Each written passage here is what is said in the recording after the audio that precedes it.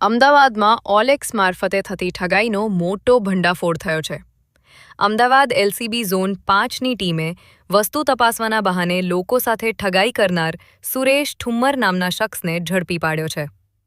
Police તપાસ દરમિયાન આરોપી પાસેથી કુલ 15,88,000 રૂપિયાનો મુદ્દામાલ જપ્ત કરવામાં આવ્યો છે, જેમાં Apple MacBook Pro, ASUS laptop, drone અને પ્રીમિયમ હેડફોન સહિતના કિંમતી સાધનોનો સમાવેશ થાય છે. આરોપીની ધરપકડ બાદ વધુ ચોંકાવનારો ખુલાસો થયો છે. આ ધરપકડથી અમદાવાદ, સુરત, વડોદરા અને ભરૂચ સહિતના જિલ્લાઓના કુલ 6 અણશોધાયેલા ગુનાઓનો ભેદ ઉકેલાયો છે. ઓલેક્સ જેવા ઓનલાઈન પ્લેટફોર્મ પર સાવચેતી રાખવા પોલીસ દ્વારા નાગરિકોને અપીલ કરવામાં આવી છે. આરોપી સામે કાયદેસરની કાર્યવાહી હાથ ધરવામાં આવી રહી છે.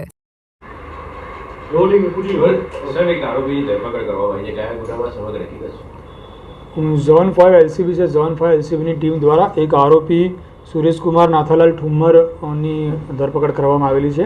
આ જે આરોપીની વિરુદ્ધમાં એ પોતે OLXમાં જે પણ લોકો પોતાના કોઈ ઇલેક્ટ્રોનિક ગેજેટ્સ વેચવાના હોય, ઇલેક્ટ્રોનિક ગેજેટ્સ વેચવામાં આ કસ્ટમર તરીકે લોકોને ફોન કરતો અને ત્યારબાદ તે લોકોના ઘરે જઈને એ લોકો ના હોય તો નજર ચૂકવીને મુદ્દામાં લઈને નીકળી જતો.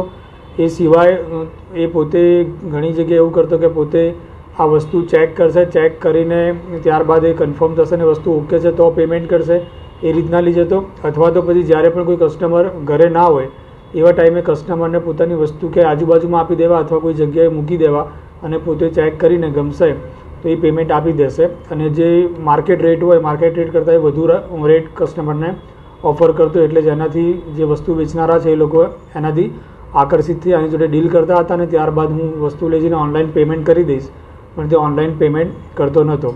જેના આધારે એની વિરુદ્ધમાં અલગ અલગ 6 પોલીસ સ્ટેશનના જે ગુના છે એ ડિટેક્ટ થયેલા છે. આ આરોપીની વિરુદ્ધમાં અગાઉ પણ 2 પોલીસ સ્ટેશન દહેગામ અને અન્ય એક જગ્યાએ નસવાડી તરીકમાં ગુનો દાખલ થયેલો છે. અને આ આરોપી પાસેથી અલગ અલગ 15 લાખના ઇલેક્ટ્રોનિક ગેજેટ્સ રિકવર કરવામાં આવેલા છે. આરોપીનું નામ સુરેશકુમાર નાથાલાલ ઠુમ્મર છે અને એ ઘણા ટાઈમથી છેલ્લે આ જ એમો કરે છે. અગાઉ એ છૂટક નોકરી કરતો હતો, પણ છેલ્લા 2 વર્ષથી એણે આ નોકરી બંધ કરીને આ જ રીતની એમોથી લોકો જોડે ચીટિંગ કરે છે. ઇલેક્ટ્રિક આઇટમો સિલેક્ટ કરવાનું કારણ શું સ્પેસિફિક? હું પોતે ઇલેક્ટ્રોનિક આઇટમ એટલે સિલેક્ટ કરતો હતો કે એનું જે રિસેલમાં છે એ પછી ગામડામાં લોકોને વેચી મારતો હતો, એટલે ત્યાં આગળ અન્ય કોઈ વસ્તુઓ જલ્દી લોકો એટ્રેક્ટ નતા થતા, પણ જે ઇયરફોન્સ છે, મોબાઈલ્સ છે, લેપટોપ છે એ લોકોને ઇઝીથી એનું વેચાઈ જતું હતું. અને એ ઇલેક્ટ્રોનિક વસ્તુઓ પોતે ચેક કરશે અને ઓકે લાગશે એ કરીને શ્યોરિટી સાથે એ ચેક કરવા લઈ જતો, જેના કારણે આવી વસ્તુ સિલેક્ટ કરતો હતો. પોતાની ઓળખ કેવી રીતે છુપાવતો જ્યારે દરેક વ્યક્તિને મળતો ત્યારે? એણે અલગ અલગ 3 નામથી OLXમાં એણે પોતાના એકાઉન્ટ બનાવેલા છે કે જેમાંથી 3માંથી એકેમાં પોતાનું નામ નથી અને અન્ય લોકોના નામ સાથે જ એ આગળ જઈને કોઈ પણ વસ્તુ ઘણી બધી જગ્યાએ ટ્રાય કરતો ને જ્યારે કોઈ એનું સક્સેસ જાય પછી એ 15-20 દિવસ સુધી પોતાનો મોબાઈલ બંધ કરી દેતો હતો અને ત્યારબાદ ફરીથી એ અન્ય કોઈ નામથી OLX પર ફરી ધંધો ચાલુ કરતો હતો.